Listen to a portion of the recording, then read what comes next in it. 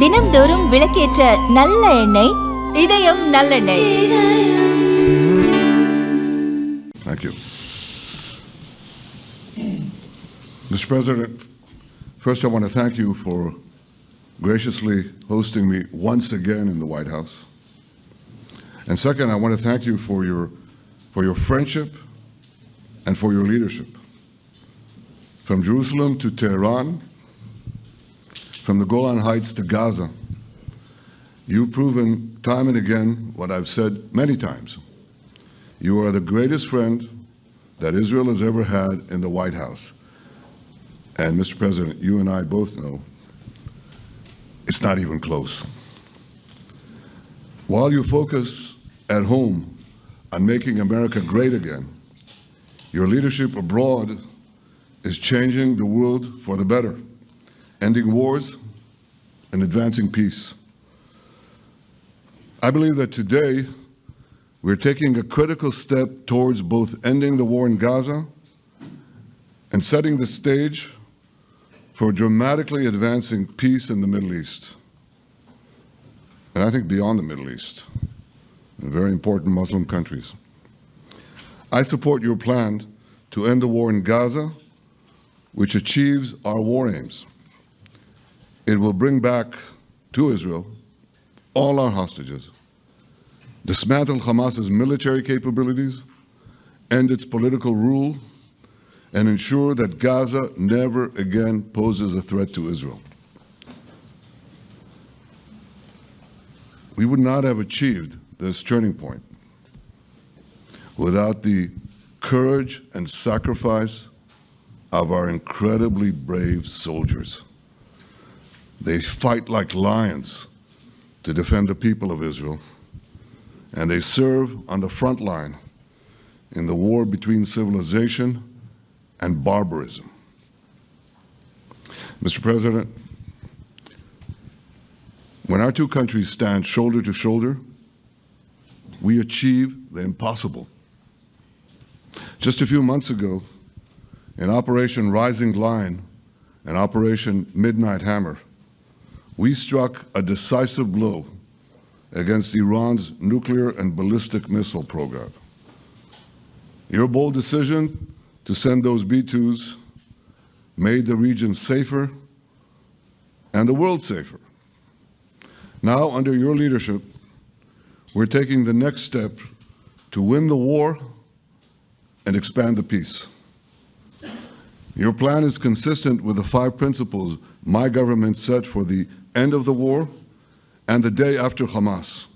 Everybody asks, what is your plan for the day after Hamas? Here's our plan. Passed it in the cabinet. All our hostages, both those who are alive and those who died, all of them will return home immediately. Hamas will be disarmed. Gaza will be demilitarized. Israel will retain security responsibility, including a security perimeter for the foreseeable future. And lastly, Gaza will have a peaceful civilian administration that is run neither by Hamas nor by the Palestinian Authority. If Hamas agrees to your plan, Mr. President, the first step will be a modest withdrawal, followed by the release of all our hostages within 72 hours. The next step will be the establishment of an international body charged with fully disarming Hamas and demilitarizing Gaza. I appreciate your willingness to lead the body, Mr. President. I really appreciate it because you have a lot of things to do, and this is important. And it reflects the confidence that this will give everyone, that things will be followed up on all the commitments made. The fact that you're taking this on, I think, helps a lot to make sure that everything flows in the direction that we want. Now, if this international body succeeds, we will have permanently ended the war. Israel will conduct further withdrawals linked to the extent of disarmament and demilitarization, but will remain in the security perimeter for the foreseeable future. I think we should understand that we're giving everybody a chance to have this done peacefully, something that will achieve all our war objectives without any further bloodshed. But if Hamas rejects your plan, Mr. President, or if they supposedly accept it and then basically do everything to counter it, then Israel will finish the job by itself. This can be done the easy way, or it can be done the hard way, but it will be done. We prefer the easy way, but it has to be done. All these goals must be achieved because we didn't fight this horrible fight, sacrifice the finest of our young men to have Hamas stay in Gaza and threaten us again and again and again with these horrific massacres. Mr. President, I was encouraged by your clear statement at the UN against the recognition of a Palestinian state. That would be an outcome that, after October 7th, would reward terrorists, undermine security, and endanger Israel's very existence. As for the Palestinian Authority, I appreciate your firm position that the PA can have no role whatsoever in Gaza without undergoing a radical and genuine transformation. In your 2020 peace plan, which you mentioned just now, you made clear what that transformation requires. It's not lip service. It's not checking a box. It's a fundamental, genuine, and enduring transformation.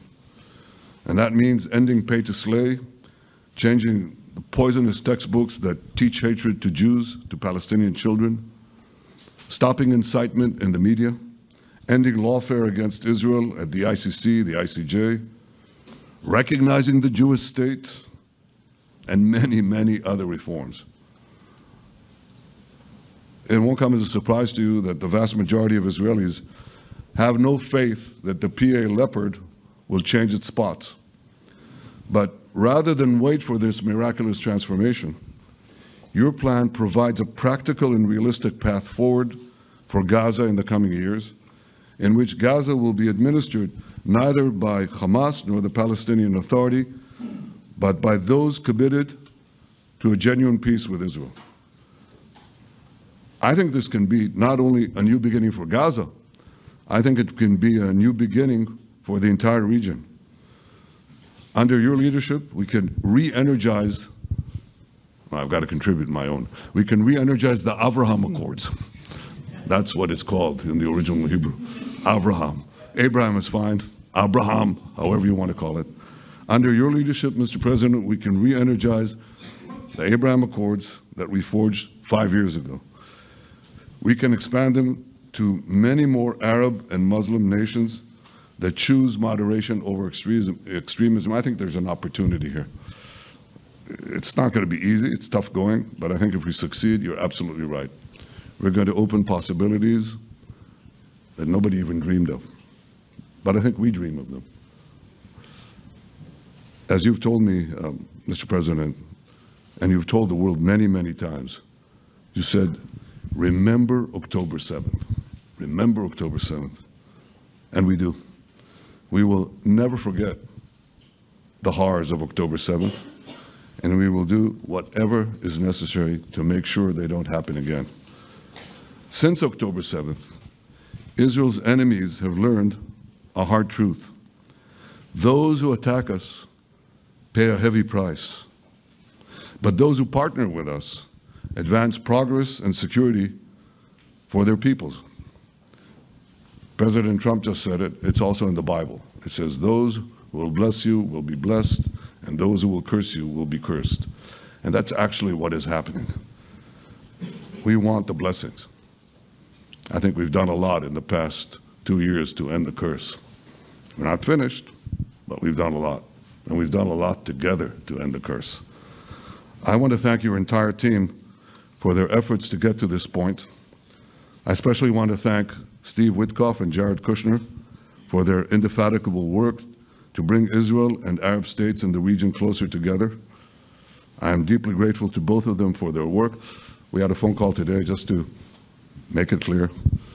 I said to the the Prime Minister of Qatar, Israel was targeting terrorists, wasn't targeting Qatar. And of course, we regretted the loss of the Qatari citizen, wasn't our target. And I very much appreciate President Trump's proposal to have a trilateral body, the United States, Israel, and Qatar, to work out respective grievances. There are quite a few. But if we could try to mitigate them or put it on a different footing, I think that'll be good for everyone. Above all the people, the fine team, and many helpers who've done this, I want to thank you, Mr. President. History has already shown that under your leadership, Israel and America can change the face of the Middle East. And today I'm hopeful that your plan to end the war in Gaza will do so again and do so soon. It will free our hostages, end Hamas's tyranny in Gaza, and enable a more secure and prosperous future for the peoples of our region. Thank you, Mr. President. May God bless America. May God bless Israel. May God bless the indispensable alliance between our countries. And may I add in Hebrew, G'mal Chatima Tova, may we all be inscribed in the book of life. Thank you. Thank you very much, Bibi. So I think while we wait for these documents to be signed and get everybody in line, I think it maybe is not really appropriate to take questions. I'm meeting with, as you know, a couple of Democrats in a little while about the country, about keeping our country open. They're going to have to do some things because their ideas are not very good ones. They're very bad for our country. So we'll see how that works out. But this is something that was really historic today. This was something that was amazing. I think, Bibi, I mean, depending on you, I think while we're waiting for signatures and waiting for approvals from a lot of different countries that are involved in this, we probably shouldn't take questions? Or would you like to take a question or two from perhaps a friendly Israeli reporter, if there's such a thing? That's a very, very tough proposition. But I would think, Mr. President, that I would go by your instinct that this is, we'll have enough time for questions. Let's settle the issue first, I think. Thank you very much, everybody. Thank you.